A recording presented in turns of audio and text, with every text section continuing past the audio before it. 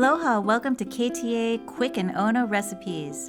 I'm Chef Michi, and today we're going to be making Panko Crusted kimchi salmon. Preheat oven to 425 degrees Fahrenheit. For easy cleanup, line a baking sheet with parchment paper and prepare with cooking spray or spray directly onto pan. Place the salmon in the middle of the baking sheet and lightly season with salt and pepper. In a small bowl, combine the fat-free Greek yogurt, mayonnaise, kimchi, green onion, and kimchi powder, and stir ingredients until well blended.